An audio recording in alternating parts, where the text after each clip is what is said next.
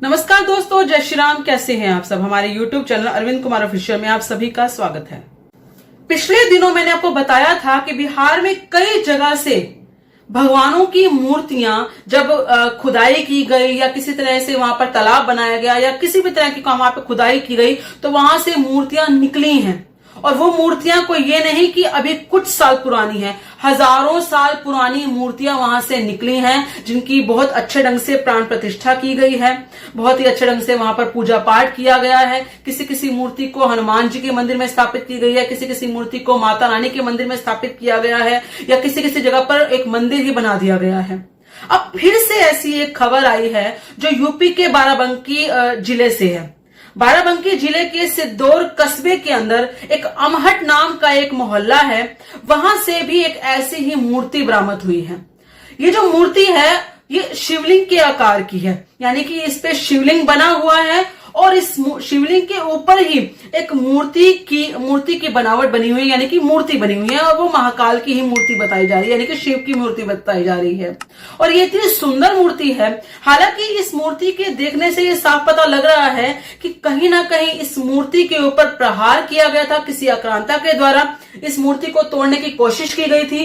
ये जो मूर्ति है ये अधूरी है, यानी कि आधी तोड़ी जा चुकी है, लेकिन उसके बाद हो सकता है किसी ने इसको बचाने के लिए जमीन में इसको कहीं ना कहीं छुपा दिया था, मिट्टी में इसको गाड़ दिया था। लेकिन अब इस तरह की जो मूर्तियां, गड़ी हुई मूर्तियां जो होती हैं, वो कई कई सालों के बाद अगर निकल के आती हैं, और वो भी इतनी जल्दी निकल के आ रही हैं कि लगातार कभी बिहार से खबर आ रही है, कभी एमपी से खबर आ रही है, तो आप ये मान सकते हैं, आपका दिल ये कहना चाहिए, आपके दिल को, या ये कहें आपके मन के अंदर ये बात आनी चाहिए कि सनातन उजागर हो रहा है, तभी ऐसी चीजें बाहर आ रही हैं।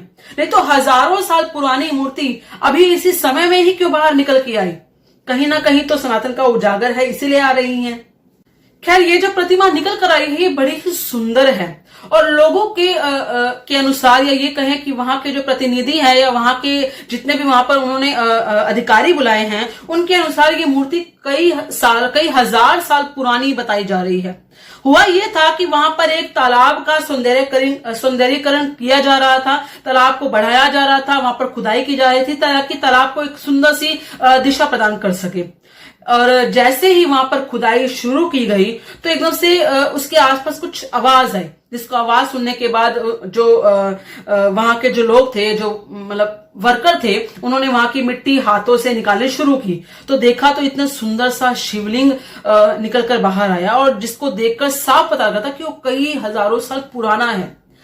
जब ये खबर मिली वहां के प्रतिनिधियों को, वहां के अधिकारियों को, तो वो वहां पर आए। उन्होंने बहुत ही अच्छे ढंग से इस जो शिवलिंग है उसकी प्राण प्रतिष्ठा दोबारा से करवाई, इनकी पूजा अर्चना शुरू की और इनको मंदिर में स्थापित कर दिया।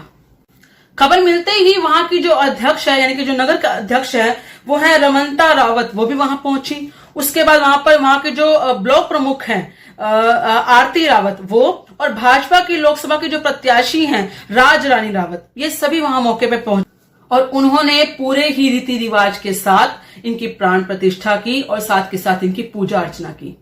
आप सबका इस बारे में क्या कहना है, कृपया करके अपने विचार कमेंट में जरूर बताइएगा। इस वीडियो को लाइक और शेयर जरूर कीजिएगा। धन्यवाद। जय श्री राम।